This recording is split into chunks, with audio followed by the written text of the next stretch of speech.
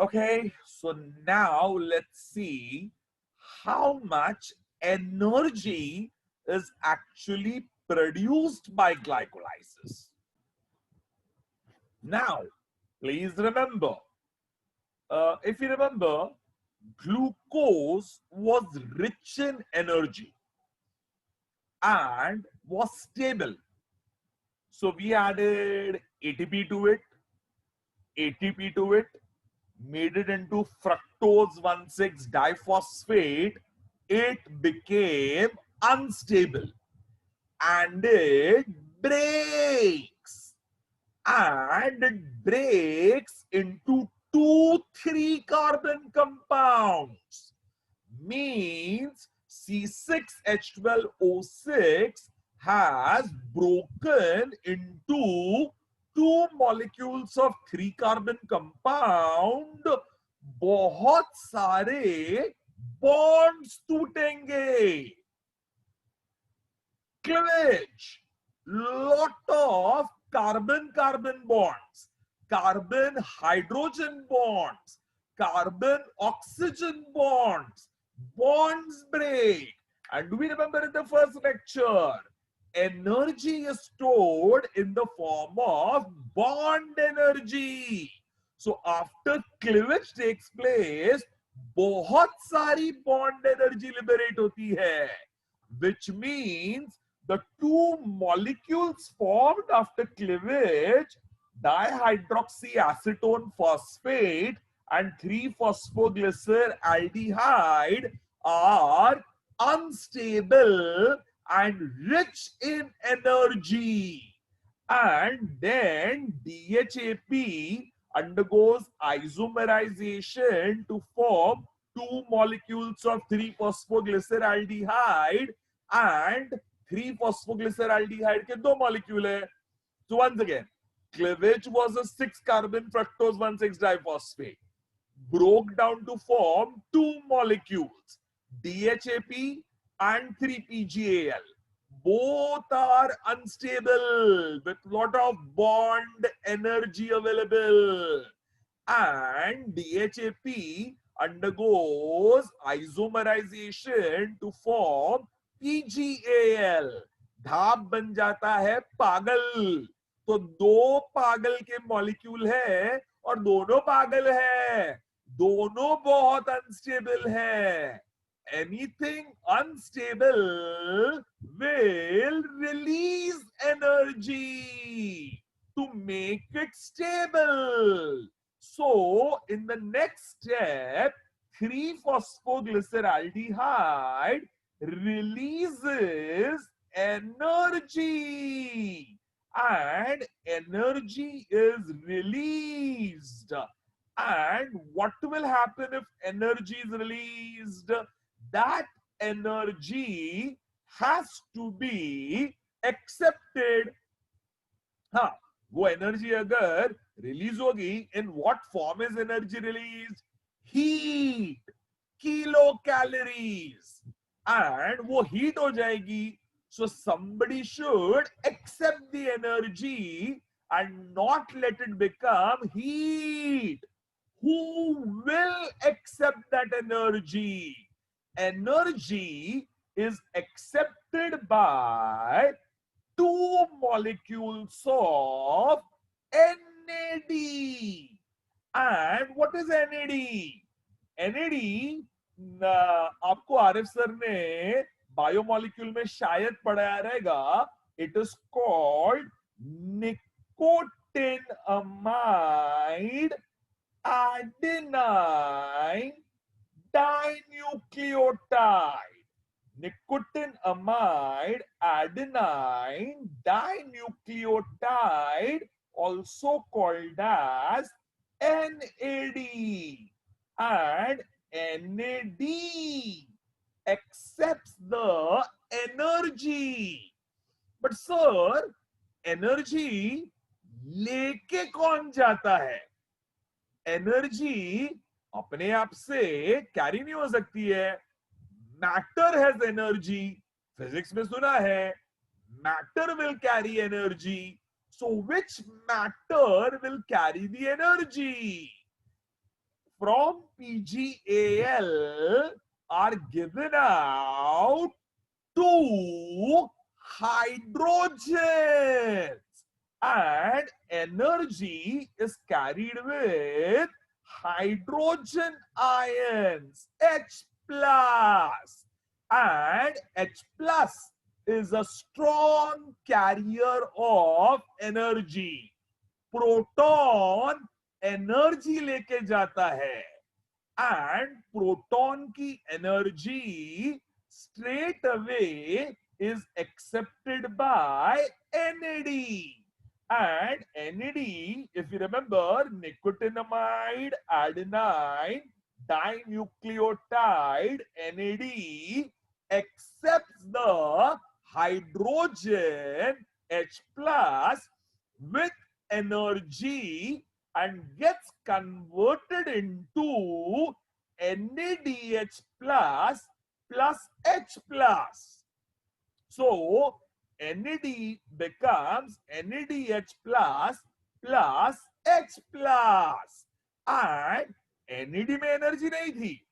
Nicotinamide adenine dinucleotide is stable, but after accepting NAD, accepting H plus with energy, proton with energy, becomes energy rich molecule called NADH plus plus H plus. And how many NADH pluses are formed? If you remember, 3-phosphoglyceraldehyde के कितने molecule है? 2. So both 3-phosphoglyceraldehyde will give out 2 H pluses. 1,3-PGAl will give 1 H plus. Another 3-PGAl will give another H plus. So ध्यान से, हाँ, cleavage के पहले सब कुछ एक एक था, लेकिन क्लीवेज के बाद 2 3 कार्बन है. धाक पागल, धाक बन गया पागल, 2 पागल, दोनों पागल अनस्टेबल है. दोनों पागल में से H प्लस जाएगा, H प्लस जाएगा, and NAD will accept it to form NAD plus plus H plus, and another NAD will accept it to form NAD plus plus H plus. अभी 2 मॉलिक्यूल बन गए, तो 2 NADH plus plus 2H plus from 2 NAD. So how many molecules, sir? 2 NADH plus plus 2H plus H plus. These are rich in energy because they have H plus with energy. बहुत ध्यान से, these NAD plus plus H plus enter from the cytoplasm. If you remember, glycolysis कहाँ हो रहा है? Cytoplasm में. And from cytoplasm, they enter into mitochondria. And mitochondrion में जाने के बाद 1 NAD plus plus H plus undergoes a process called as ETS, electron transport system. करेंगे हम लोग आने वाले लेक्चर में. ETS होता है, and by ETS 1 NADH plus plus NADH plus plus H plus produces 3 ATP. 1 NAD plus plus H plus produces 3 ATP. So total कितने ATP बनेंगे? If you remember, 2 pyruvic acids and both pagal will give out H plus H plus. NAD will accept it to form NAD plus plus H plus, NAD plus plus H plus. So how many NAD plus plus H plus we have? 2. Both will go from cytoplasm into mitochondria. One NAD plus plus H plus will undergo electron transport system ETS to produce how many ATP? 3. So the other NAD plus plus H plus will produce 3 more ATP. So total 3 2s are 6 ATPs are formed. Finally, profit हो रहा है, profit. हमने glycolysis के start में 2 ATP use किए unstable बनाने के लिए. बाद में क्लीवेज हो गया. पागल एंड धाप एंड पागल अनस्टेबल हो गए और उन्होंने एनर्जी लिबरेट की. So, what was the ATP usage called? Anabolism. और अब क्लीवेज के बाद जब पागल ने 2 NADH plus plus H plus बनाए जिससे बने 6 ATP, तो एनर्जी बनी, which means कैटाबॉलिज्म. तो पहले हमने एटीपी यूज किए, एनाबॉलिज्म. अब एनर्जी बनने लगी है, कैटाबॉलिज्म. तो प्रॉफिट हो गया, प्रॉफिट. इन्वेस्टमेंट कितना किया था हमने? इन्वेस्टमेंट किया था 2 एटीपी का. और अब प्रॉफिट कितना हो गया? प्रॉफिट 6 एटीपी का. So 6 minus 2, already 4 ATPs are produced by glycolysis. 6 बने और 2 का इन्वेस्टमेंट हो गया. तो profit already is how much? 6 minus 2, that is 4 ATP का प्रॉफिट ऑलरेडी हो गया है. बनाने तो हमें 38 ATP है. ये तो पहला स्टेप है जहां 6 एटीपी बने हैं और प्रॉफिट 4 एटीपी का हुआ है. चलो, तो we have understood finally energy बनने लगी है. And what else will happen? Sir, यहां IP, inorganic phosphate, which is also called as H3PO4, phosphoric acid, will get attached to 3-PGAL. 3-PGAL को H3PO4 और inorganic phosphate जाके 3-PGAL को attach हो जाता है. तो 2 चीजें हो रही है. एक, हाइड्रोजन निकलता है और एक H3PO4 अंदर आता है. Golden word, giving away hydrogen is called as oxidation. Giving away hydrogen is called as oxidation. School में सुना था, accepting oxygen is called oxidation or giving away hydrogen is called oxidation. Accepting hydrogen is called reduction or giving away oxygen is called reduction. तो उल्टा उल्टा. So करेंगे वो आप लोग later on. What is accepting oxygen called? Oxidation.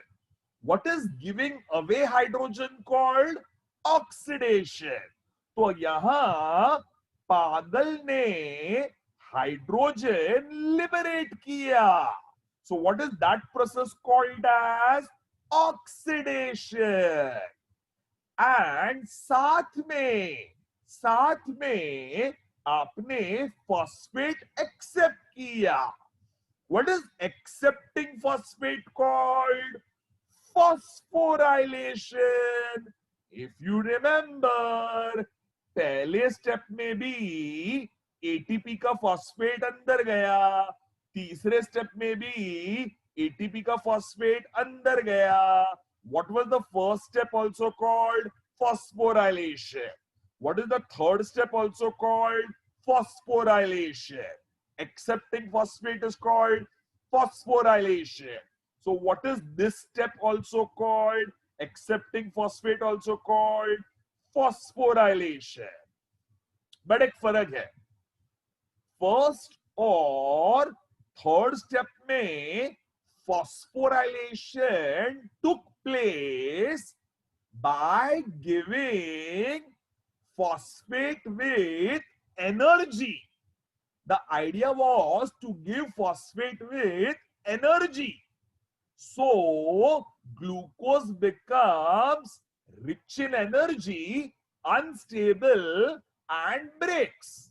Cleavage करने के लिए। बट अब क्लीवेज तो हो चुका है और अब हमें एनर्जी देनी नहीं है, एनर्जी लिबरेट करनी है। तो दिस टाइम जब फॉस्फेट ऐड किया गया, phosphate has not come from ATP, it has come from cytoplasm in the form of H3PO4 or inorganic phosphate without energy. क्योंकि अब हमें एटीपी की एनर्जी नहीं चाहिए, क्लीवेज तो ऑलरेडी हो चुका है। Now we need not bombard with energy. तो पहले हमने फॉस्फोराइलेशन किया टू गिव एनर्जी, अब हम लोग फॉस्फोराइलेशन कर रहे हैं after cleavage not to give energy, not to give energy. Now phosphorylation होता है and that is called phosphorylation. Golden words, बहुत ध्यान से सुनना। Sir, which molecule gave away hydrogen? 3-phosphoglycer aldehyde. And aldehyde on giving away hydrogen becomes acid. ये chemistry में भी बहुत काम आएगा, जरूर याद रखना all of you that aldehyde on giving away hydrogen becomes acid. Aldehyde on giving away hydrogen becomes acid. So aldehyde on oxidation, giving away hydrogen, becomes acid. Chemistry में भी काम आएगा, याद रखना. So what has 3-phosphoglycer aldehyde become? By giving away hydrogen or oxidation become 3-phosphoglyceric acid. 3-phosphoglyceric acid. So 3-phosphoglycer aldehyde on giving away hydrogen oxidation becomes 3-phosphoglyceric acid. Aldehyde become acid. But साथ में क्या हुआ? Along with oxidation हुआ phosphorylation and phosphate were added. By the way, पागल कितने हैं आपके? 2. तो फॉस्फेट भी कितने आएंगे? 2. एक फॉस्फेट आएगा एक पागल पे, दूसरा फॉस्फेट आएगा दूसरे पागल पे. So actually 2H3PO4 or 2 IPs are added. By the way, where will the phosphate get added? If you remember, what is pagal? 3 phosphoglyceraldehyde, 3 phosphoglyceraldehyde, and when one more phosphate gets added to it, that phosphate gets added to the first carbon. So 3 phosphoglyceraldehyde के third carbon पे तो phosphate पहले से ही था, अब और एक phosphate आता है फर्स्ट कार्बन के ऊपर. So what will the molecule become? The molecule will become 1,3 phosphate phosphate diphosphate. 1,3 phosphate phosphate diphosphoglyceric acid. 1,3 diphosphoglyceric acid. If you remember, 3 phosphoglyceraldehyde on giving away hydrogen has become acid. So 3 phosphoglyceraldehyde on giving away hydrogen became 3 phosphoglyceric acid. That is called oxidation. But simultaneously, there was phosphorylation.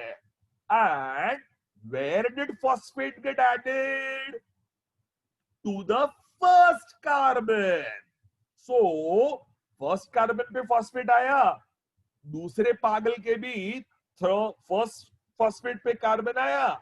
So we have 2 molecules of 1,3 phosphophospho diphosphoglyceric acid.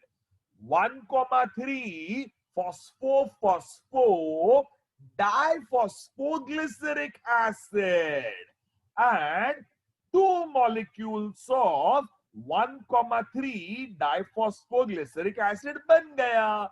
What is this step called as? Oxidative phosphorylation. ये सबसे important step था. And उसके बाद क्या होता है? उसके बाद ध्यान से sir 2 molecules of 1,3 diphosphoglyceric acid will liberate energy. अरे हाँ, if you remember, after cleavage, Dhap and Pagal are unstable because बहुत सारे carbon carbon carbon hydrogen carbon oxygen bond टूटे हैं. So Dhap and Pagal are very unstable and Dhap became Pagal.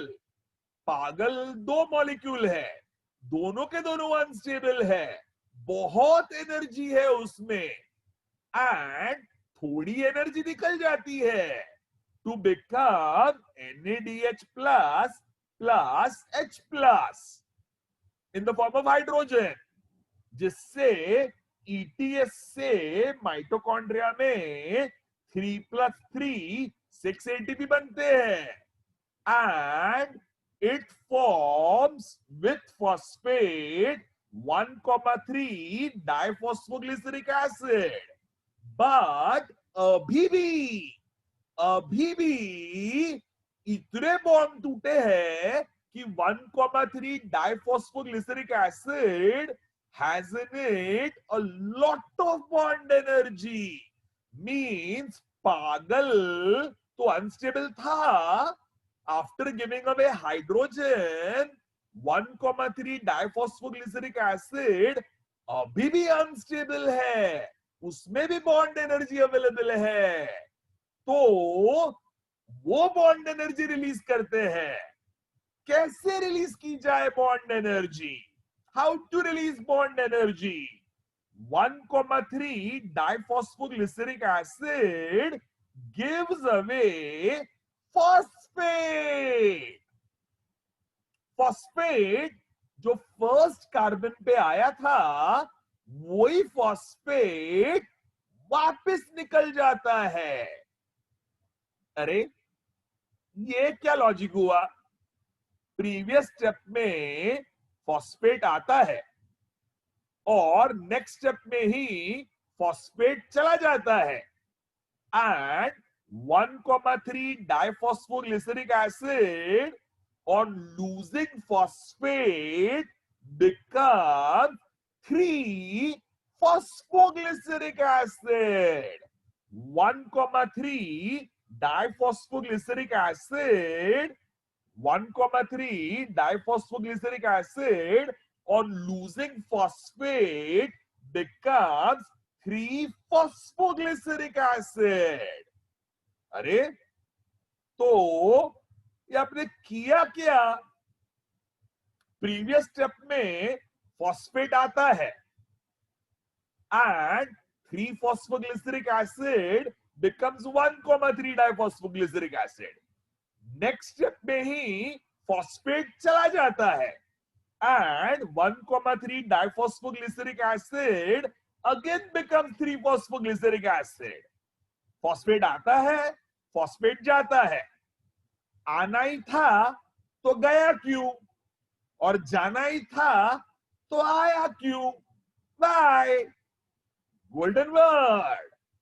ये NEET में, NCERT में दिया नहीं है, नोट्स में दिया नहीं है, ध्यान से सुनना। फॉस्फेट जब आया, डू यू रिमेंबर, फॉस्फेट आया without energy, plain inorganic phosphates का, and 3 phosphoglyceric acid becomes 1,3 diphosphoglyceric acid. Phosphate आया without energy, but next step में जब 1,3 डाइफॉस्फोग्लिसरिक एसिड फॉस्फेट को लिबरेट करता है, phosphate goes with energy, energy लेके जाता है। Golden word. फॉस्फेट आता है विदाउट एनर्जी, फॉस्फेट जाता है विथ एनर्जी, क्योंकि 1,3 diphosphoglyceric acid is unstable and energy has to be liberated. So who will take away energy? Phosphate. By the way, एक phosphate कितनी एनर्जी लेके जाएगा? 7.3 kilo calorie, and phosphate with 7.3 kilo calorie go. By the way, who will combine with it? Cytoplasm में होते हैं ADP, adenosine diphosphate, and ADP के साथ ये जो फॉस्फेट लिबरेट हुआ combines with ADP to form a molecule of ATP. तो what does ADP do? ADP combines with inorganic phosphate to form ATP. उसमें कितनी एनर्जी ट्रैप हो गई? 7.3 kilo calorie. By the way, pyruvic acid कितने molecule थे आपके? 2, और उसमें से ऑक्सीडेटिव फॉस्फोराइलेशन कितनी बार हुआ? 2। 1,3 डाइफॉस्फोग्लिसरिक एसिड कितने बने? 2। और दोनों 1,3 डाइफॉस्फोग्लिसरिक एसिड में से फॉस्फेट चला गया, फॉस्फेट चला गया कौन से कार्बन से? फर्स्ट कार्बन से। फॉस्फेट चला गया कौन से कार्बन से? फर्स्ट कार्बन से। तो कितने फॉस्फेट चले गए? 2, and 2 phosphates from two molecules of 2-phosphate from 2 molecule of 1,3 diphosphoglyceric acid give away 2-phosphate, and 1 ADP accepts 1 phosphate to become 1 ATP. Another ADP accepts 1 more phosphate to become 1 more ATP. So कितने ATP बने? 2 ATP बन गए, 2. वापस profit. 2 more ATPs are formed. And what does 1,3 diphosphoglyceric acid become? On losing phosphate from first carbon, it becomes 3-phosphoglyceric acid. So, once again, we had cleavage. Cleavage से बना धाप और पागल, धाप बना पागल, 2 पागल, दोनों अनस्टेबल, दोनों ने निकाले hydrogen and aldehyde became acid, और दोनों के अंदर एल्डिहाइड से एसिड बने. सो 3-phosphoglyceraldehyde on losing hydrogen became 3-phosphoglyceric acid, और दोनों 3-phosphoglyceric acid के ऊपर फॉस्फेट आया फर्स्ट कार्बन पे, फॉस्फेट आया फर्स्ट कार्बन पे without energy to become 1,3 diphosphoglyceric acid and 1,3 diphosphoglyceric acid.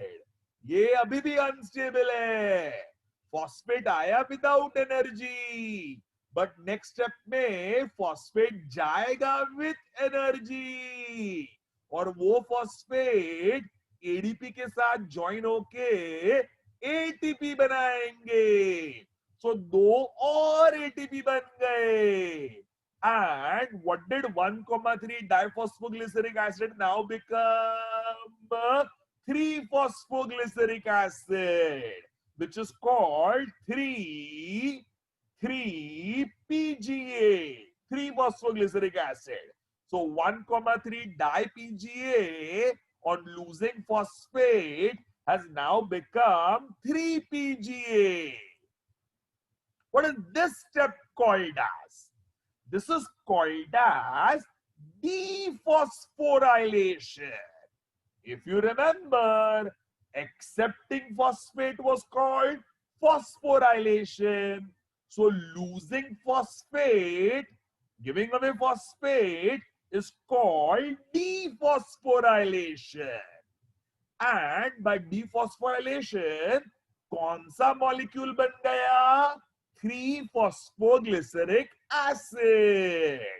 Golden word. ATP कितना बनाया आपने? एटीपी. एनर्जी कितना बनाया? एनर्जी. अभी 2 एटीपी बने, अभी 2 एटीपी बने. उसके पहले वाले स्टेप में 2 NADH plus plus H plus से 6 एटीपी बने. सो पागल ने एनर्जी 2 बार लिबरेट की. पागल जो अनस्टेबल था उसने एनर्जी 2 बार लिबरेट की. एक बार एनर्जी कौन लेके गया? H plus two form NAD plus plus H plus, और उसके 2 मॉलिक्यूल से ETS से 3, ETS से 3, 6 ATP बने. So that was giving away energy in the form of H plus, which is called oxidation. And next, there was giving away phosphate. Giving away phosphate. पहले क्या दिया आपने? H plus with energy. अब क्या किया आपने? Giving away phosphate with energy. तो energy कौन कौन लेके जाता है? ऑक्सीडेशन में H प्लस, और डीफॉस्फोराइलेशन में फॉस्फेट. H प्लस भी एनर्जी लेके जाता है ऑक्सीडेशन. फॉस्फेट भी एनर्जी लेके जाता है, डिफॉस्फोराइलेशन. And how much energy is formed? How much energy is formed? 6 ATP by giving away H plus and 2 ATP by giving away phosphate. 6 plus 2, 8 ATP का फायदा हो गया. 8, हाँ 8 ATP. बनाने कितने हैं? 38. अब तक बने कितने हैं? 8.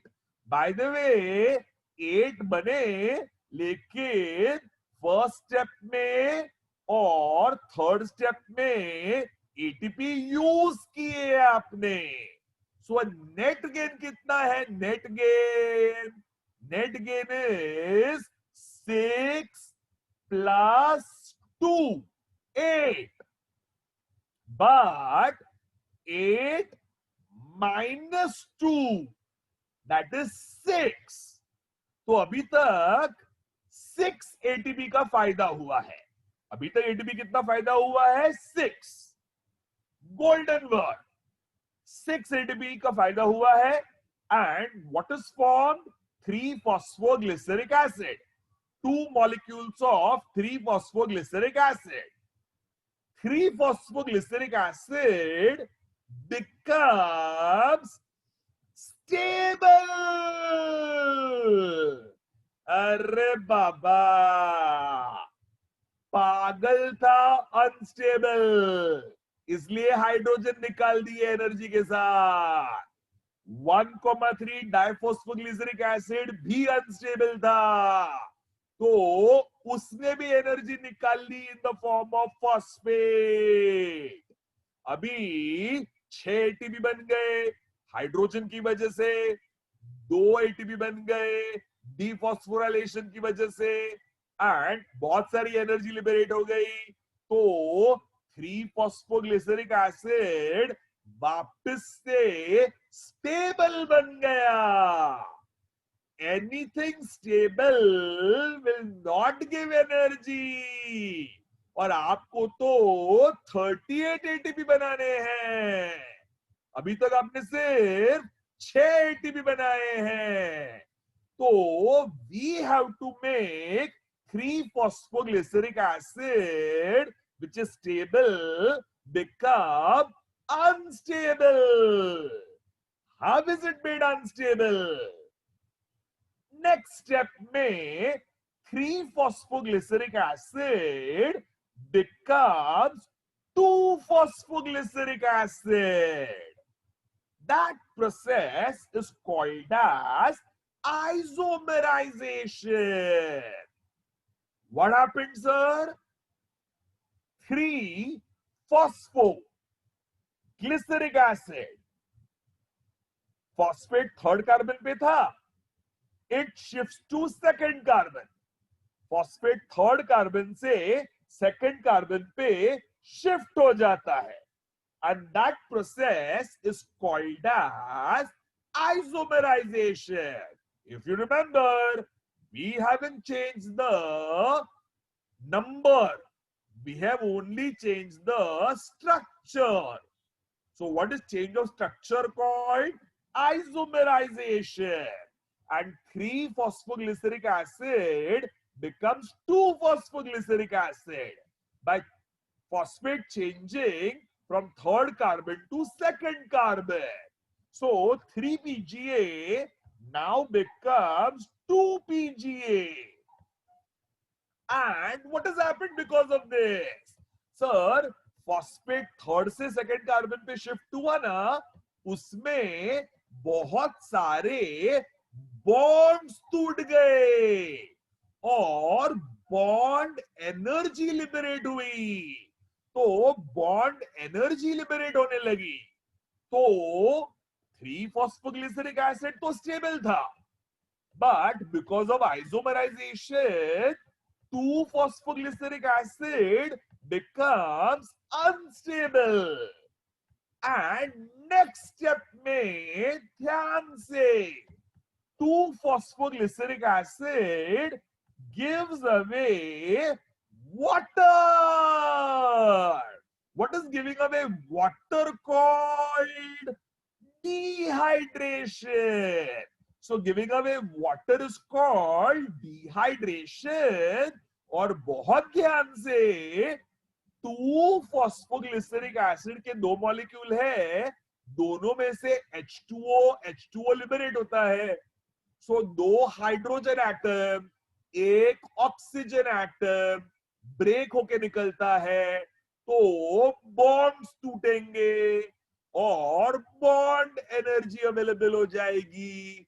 That means the 2 phosphoglyceric acid on giving away H2O becomes highly unstable. क्योंकि H2O लिबरेट होने पे बॉन्ड्स टूटे, hydrogen oxygen, hydrogen hydrogen, and it became unstable. And what are these unstable compounds called? These unstable compound is called phosphoenol pyruvic acid.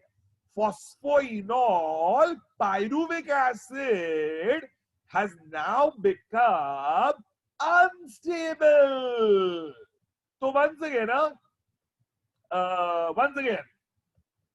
पागल था unstable, उसने दिया hydrogen, उससे बने 6 एटीपी और बना 1,3 डाइफॉस्फोग्लिसरिक एसिड. बट ये भी अनस्टेबल था और उसने दिए 2 फॉस्फेट, उससे बने 2 एटीपी और 3 फॉस्फोग्लिसरिक एसिड 3 पीजीए बन गया. ये स्टेबल हो गया. तो इसको वापस अनस्टेबल बनाने के लिए first we did isomerisation and 3 phosphoglyceric acid became 2 phosphoglyceric acid.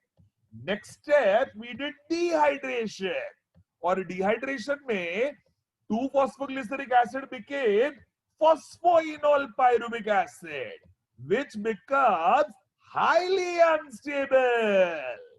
So highly unstable, golden word. Stable कौन कौन था? स्टेबल था ग्लूकोज, स्टेबल था ग्लूकोज, तो हमने एटीपी बम्बार्ड किए. अनस्टेबल कौन था? पागल, तो उसने NADH प्लस H प्लस बनाया और अनस्टेबल था 1,3 डाईपीजीए, तो उसने 2 एटीपी बना दिए. बाद में वापस स्टेबल कौन बन गया? 3 फॉस्फोग्लिसरिक एसिड, वो वापस स्टेबल हो गया. तो वापस अनस्टेबल कौन बना? By isomerisation 2 phosphoglyceric acid unstable हो गया एंड बाय डिहाइड्रेशन तो फॉस्फोइनोल पाइरुविक एसिड बहुत ही अनस्टेबल हो गया and 2 molecules of phosphoenol pyruvic acid called PEPA. PEPA is highly unstable and PEPA phosphoenol pyruvic acid last step. It is rich in energy. It will give away energy. Energy चली जाती है. अभी energy लेके कौन जाएगा? एक तरीका था हाइड्रोजन, दूसरा तरीका था फॉस्फेट. कौन एनर्जी लेके जाएगा? सोचिए. अरे बाबा, फॉस्फोइनोल पाइरुविक एसिड में नाम से मालूम पड़ रहा है फॉस्फेट है. By the way, phosphoenol pyruvic acid आया किधर से? 2 फॉस्फोग्लिसरिक एसिड, जो 3 फॉस्फोग्लिसरिक एसिड से आया था. सो 3 phosphoglyceric acid became 2 phosphoglyceric acid. 2 phosphoglyceric acid has become phosphoenol pyruvic acid. तो phosphoenol pyruvic acid में सेकंड कार्बन के ऊपर फॉस्फेट है, तो फॉस्फेट निकाल दो. अगर याद है, फॉस्फेट जाता है तो 7.3 किलो कैलोरी एनर्जी लेके जाता है। तो phosphoenol pyruvic acid will give away energy. Who will take away phosphate? Sorry, who will take away energy? Phosphate. And who will combine with the phosphate? ADP combines with the phosphate to become ATP. Phosphate और ADP के बीच में कितना energy? 7.3 kilo calorie. And two ADPs become two ATP. How many molecules of Pagal we had? Two. So how many molecules after cleavage? धाप पागल, धाप बन गया पागल. So दो पागल से क्या बना? 2 molecule of 1,3 diphosphoglyceric acid. 2 molecule of 1,3 diphosphoglyceric acid से क्या बना? 2 molecule of 3 phosphoglyceric acid. 2 molecule of 3 phosphoglyceric acid became 2 molecule of 2 phosphoglyceric acid. 2 molecule of 2 phosphoglyceric acid became 2 molecule of phosphoenol pyruvic acid. So 2 molecule of 3 carbon phosphoenol pyruvic acid, 1 phosphoenol pyruvic acid will give away 1 phosphate. One other phosphoenol pyruvic acid will give away another phosphate. One ADP will accept it to form 1 ATP. Other ADP accepts it to form other ATP. So total 2 molecules से कितने ATP बनेंगे? 2 ATP. And what is the end product form? जो हम लोग को पहले से मालूम था. Phosphoenol pyruvic acid on losing phosphate becomes pyruvic acid. And by formation of pyruvic acid, 3 carbon glycolysis has come to an end. Glycolysis खत्म हो गया. And कितने एटीपी बने? लास्ट स्टेप में 2 एटीपी बने. तो we go into beautiful logic. हमने ATP बनाए कितने? H प्लस से कितने बनाए? 6 एटीपी. फिर पहले वाले डीफॉस्फोराइलेशन से 2 एटीपी, दूसरे वाले फॉस्फोराइलेशन से 2 और ATP. So 6 from NAD plus plus H plus by ETS, and then 2 ATP by first dephosphorylation from 2 molecules plus 2 ATP by second dephosphorylation, जो ये वाला है. फर्स्ट डिफॉस्फोराइलेशन ये वाला है, ये फर्स्ट डिफॉस्फोराइलेशन. उससे बना 2 ATP. Then 1,3 diphosphoglyceric acid become 3 phosphoglyceric acid. That was first dephosphorylation. उसमें 2 ATP बने. Second ATP is by second dephosphorylation when PEPA, phosphoenol pyruvic acid, become pyruvic acid. Second dephosphorylation when PEPA become pyruvic acid. तो total ATP कितने बने? Total ATP बने 6 plus 2 plus 2. 6 plus 2 plus 2, a total of 10 ATPs are produced. But if we remember, in the first step, glucose uses ATP to become glucose 6-phosphate. isomerizes to fructose 6-phosphate, uses ATP to become fructose 1,6-diphosphate.